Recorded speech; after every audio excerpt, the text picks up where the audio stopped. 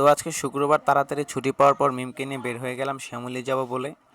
তো এখানে আদাবর থেকে রিক্সা নিয়ে রওনা হয়ে গেলাম এবং আজকে শুক্রবার হওয়া সত্ত্বেও তুলনামূলক জ্যাম অনেকটাই কম। তো খুব তাড়াতাড়ি আমরা শ্যামলে চলে আসলাম। এরপরে আমরা পার্কে একটু হাঁটাহাঁটি করে সিঙ্গারা খাওয়ার জন্য সিরিয়াল দিলাম। এরপরে সিঙ্গারা নিয়ে দুজনে মিলে সিঙ্গারাটা খুবই এনজয় করলাম। সিঙ্গারাটা খুবই ভালো এবং যেমন ঝাল তেমন স্বাদ ছিল। এরপরে আমরা ভাজাপোড়ার দোকানে গিয়ে হালকা পাতলা ভাজাপোড়া খেয়ে নিলাম। এরপরে মিম জোর করলো যে বার্গার খাবে, তাই বার্গারের দোকানে গিয়ে বার্গার অর্ডার দিলাম এবং দুজনে দুটি বার্গার খেয়ে নিলাম। বার্গারগুলি খুবই ভালো ছিল, যেমন মিম নিয়েছিল নাগা এবং আমি চিজ বার্গার নিয়েছিলাম এবং দুজনে বার্গারটা এনজয় করেছিলাম খুবই।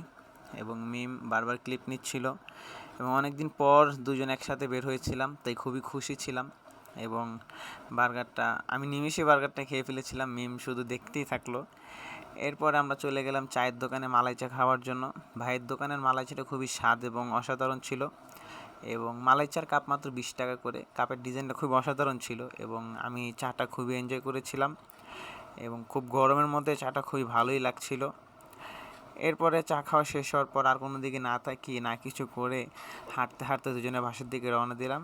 তো আজকের মধ্যে এ পর্যন্তই। আল্লাহ হাফেজ।